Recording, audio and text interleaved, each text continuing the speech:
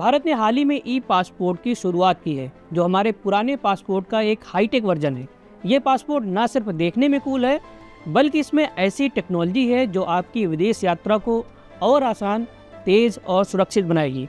आइए इसे आसान भाषा में समझते हैं कि ई पासपोर्ट है क्या, इसकी खासियत क्या है, इसके फ़ायदे क्या हैं और आप इसे कैसे ले सकते हैं। नमस्कार, मैं शुभम तिवारी और आप देख रहे हैं एनडीटीवी इंडिया। ई पासपोर्ट क्या होता है? ई पासपोर्ट वही पासपोर्ट है जो हम इस्तेमाल करते हैं, बस इसमें कुछ टेक की चीज़ें जोड़ दी गई हैं।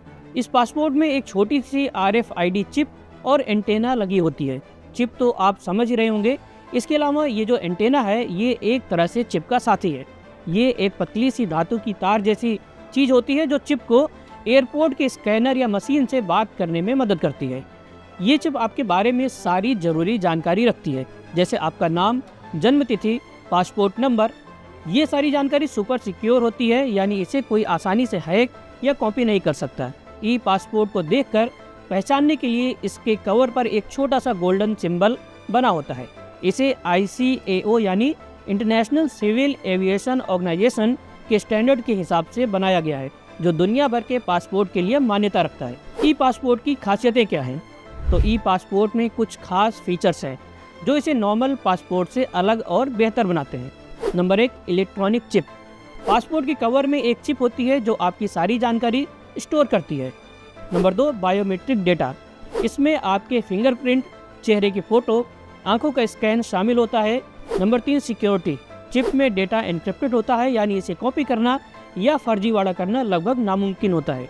Number 4, fast processing. एयरपोर्ट पर ई गेट्स की मदद से इमिग्रेशन चेक जल्दी हो जाता है। नंबर 5, इंटरनेशनल मान्यता। ये पासपोर्ट दुनिया भर में स्वीकार किया जाता है क्योंकि ये ICAO स्टैंडर्ड को फॉलो करता है। अब समझते हैं कि ई पासपोर्ट के फ़ायदे क्या हैं। तो ई पासपोर्ट लेने का मतलब है आपकी विदेश यात्रा को और स्मूथ करना। इसके कुछ बड़े फ़ायदे हैं, जैसे तेज़ इमिग्रेशन। एयरपोर्ट पर ऑटोमेटेड ई गेट्स की मदद से आपको लंबी लाइनों में नहीं खड़ा होना पड़ेगा, बस पासपोर्ट स्कैन करो और निकल जाओ। नंबर 2, सुरक्षा। बायोमेट्रिक डेटा की वजह से पासपोर्ट को कॉपी करना या फर्जी पासपोर्ट बनाना बहुत मुश्किल है। विश्वसनीयता। ये पासपोर्ट दुनिया भर में मान्य है, तो विदेश में कोई दिक्कत नहीं होगी। समय की बचत। इमिग्रेशन प्रोसेस तेज होने से आपका समय बचेगा और आप अपनी ट्रिप का ज़्यादा मज़ा ले पाएंगे। कौन कर सकता है ई पासपोर्ट के लिए आवेदन? कोई भी भारतीय नागरिक ई पासपोर्ट के लिए आवेदन कर सकता है, बशर्ते वो पासपोर्ट के लिए ज़रूरी नियमों को पूरा करता हो। चाहे आप नया पासपोर्ट बनवा रहे हों या पुराना रिन्यू करवा रहे हों, आप ई पासपोर्ट के लिए अप्लाई कर सकते हैं। लेकिन अभी ये सुविधा सिर्फ कुछ चुनिंदा पासपोर्ट सेवा केंद्रों PSK और पोस्ट ऑफिस पासपोर्ट सेवा केंद्रों यानी POPSK पर उपलब्ध है। सरकार जल्दी इसे पूरे देश में लागू करने की तैयारी कर रही है। अब ई पासपोर्ट के लिए आवेदन कैसे करें? तो ई पासपोर्ट के लिए अप्लाई करना बिल्कुल नॉर्मल पासपोर्ट जैसा ही है, बस आपको इन स्टेप्स को फॉलो करना है।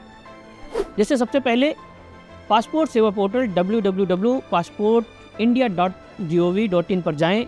अगर आप पहली बार अप्लाई कर रहे हैं तो नया अकाउंट बनाएं, अगर पहले से अकाउंट है तो लॉगिन करें। ई पासपोर्ट के लिए एप्लीकेशन फॉर्म भरें। इसमें आपकी पर्सनल और बायोमेट्रिक डिटेल्स मांगी जाएंगी।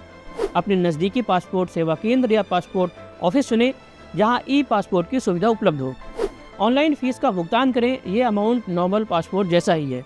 इसके बाद अपने चुने हुए केंद्र पर अपॉइंटमेंट फिक्स करें और तय तारीख पर अपने डॉक्यूमेंट्स के साथ जाएं। अपॉइंटमेंट के दिन आपके डॉक्यूमेंट्स और बायोमेट्रिक डेटा जैसे फिंगरप्रिंट, फ़ोटो वगैरह लिए जाएंगे। बस इतना करने के बाद आपका ई पासपोर्ट बनकर तैयार हो जाएगा। फिलहाल ई पासपोर्ट की सुविधा 1 अप्रैल 2024 से एक पायलट प्रोजेक्ट के तहत शुरू की गई है। ये अभी कुछ चुनिंदा शहरों के पासपोर्ट ऑफिस में ही मिल रहा है, लेकिन सरकार का प्लान है कि इसे जल्दी पूरे देश में रोल आउट किया जाए।